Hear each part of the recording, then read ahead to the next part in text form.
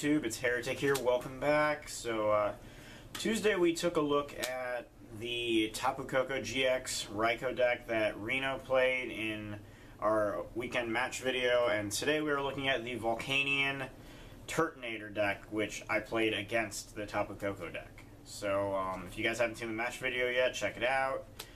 And so we are going to go ahead and take a look at how Turtonator-GX fits into Volcanion, and the current way that I have, at least the current list that I have working with this right now. So as far as Volcanion-EX, not a whole lot has changed for Volcanion-EX, just like before. As you guys may know by now from some of my PTCGO videos, this is my favorite art of the card. That's not really relevant though. Steam Up is still the central point of the deck, being able to discard a fire energy from your hand to make your fire type attackers do 30 more damage that turn.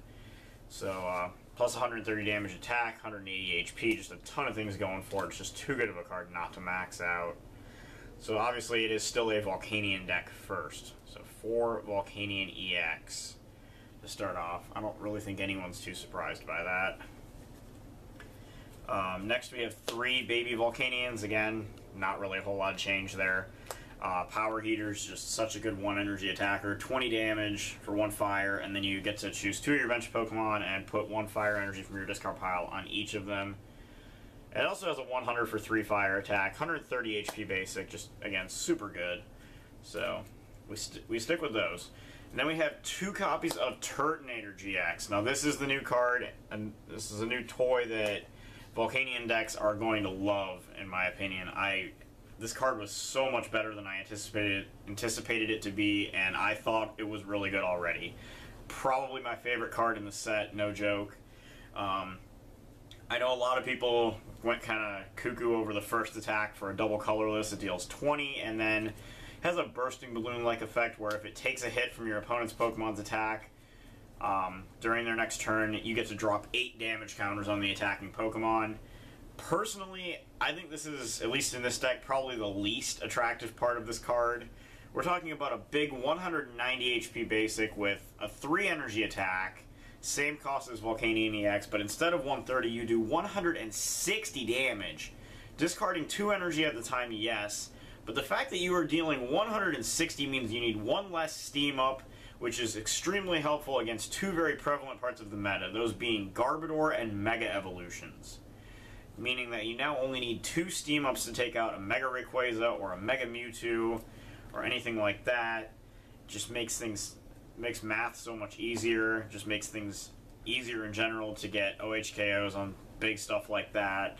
And then, if you're, assuming you're not able to recover enough to attack again with it the following turn, which is usually going to be the case, he also has a boss-ass GX attack for 1 fire energy, which lets you choose up to 5 basic fire energies from your discard pile and attach them to your Pokemon however you like, meaning he can either recharge himself or he can simply charge up your bench like a super powered power heater.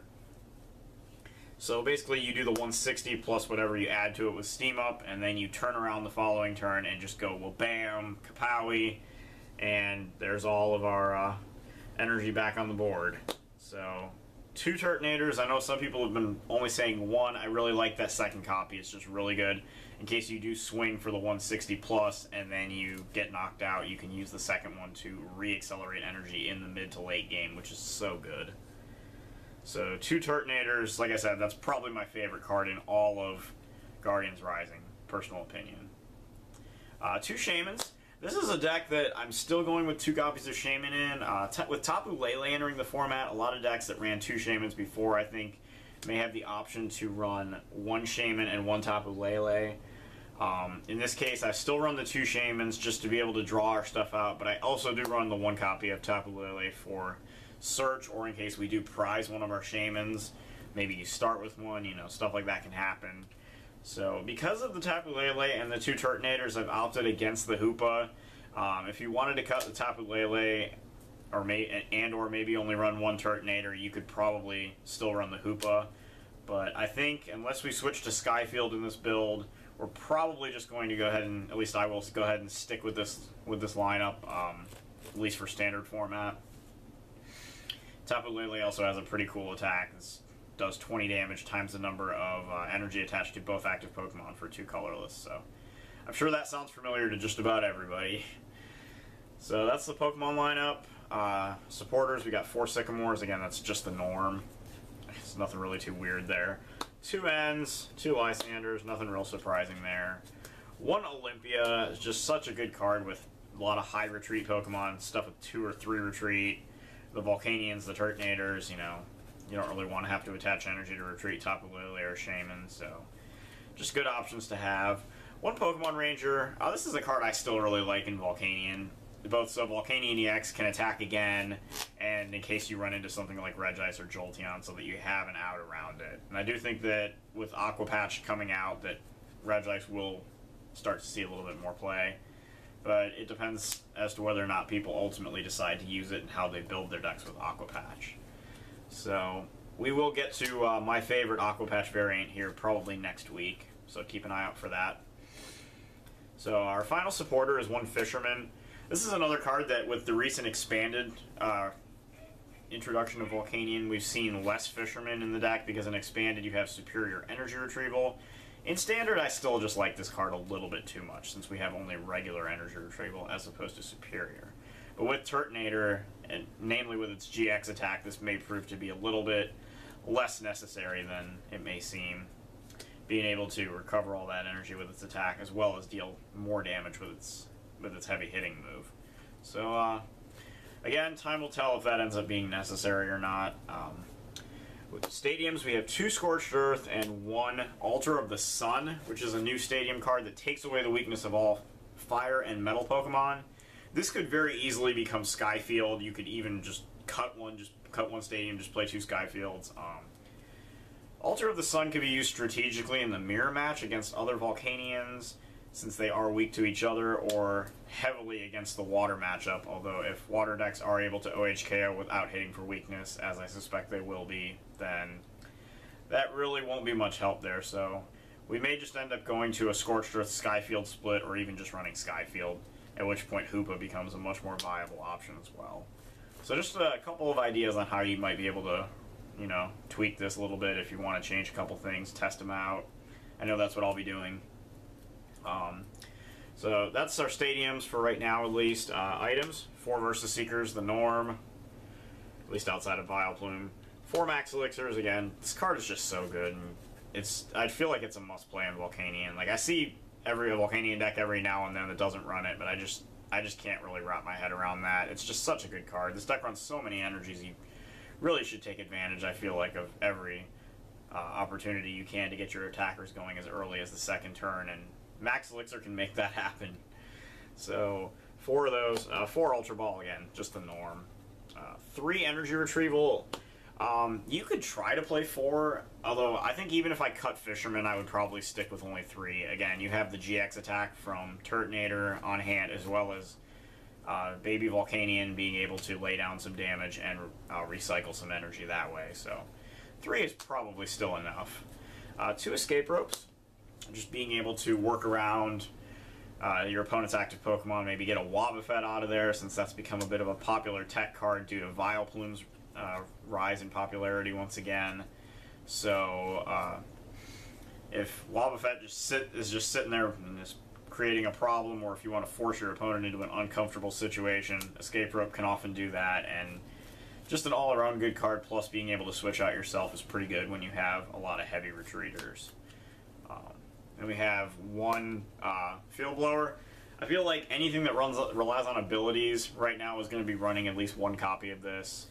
It's just such a good card. You can use it to get rid of up to 2 in combination tools and stadiums that are in play on either side. So it's just a better tool scrapper for those of you guys who played in the Black and White arc. Just a really good card. And I think that, like I said, to deal with Garbodor, it's just such a good option to have. Get that 1 turn of steam up to take out a Mega Mewtwo or something. It's just really good. So that's all of our non-tool items. We have some Pokemon tools, though. We have 2 Choice Band. Essentially Silver Bangle on steroids. This card can be attached to any Pokemon and makes any of that Pokemon's attacks deal 30 more damage to your opponent's Pokemon EX or Pokemon GX.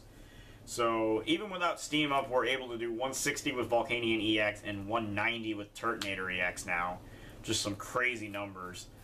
And that makes it a lot less necessary, ultimately, to have 3 or 4 Volcanion-EX in play at a time, which could ultimately even lead to dropping a copy of Volcanion-EX, which is something I have thought about, but more testing will have to be done first.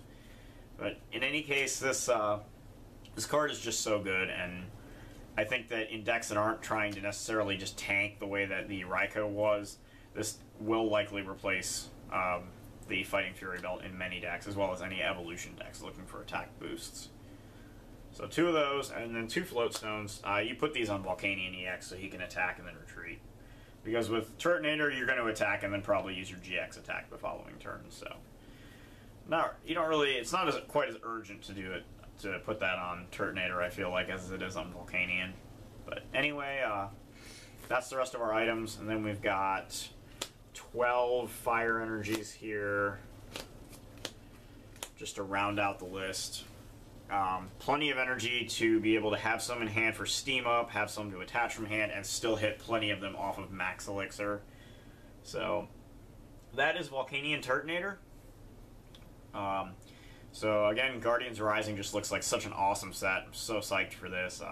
Don't think I've been this excited for a new set, just in general, I feel like, in quite some time. And I really got to go way back to think about the last time I was this excited for a new set and just all the possibilities it can give to both existing decks and creating new decks.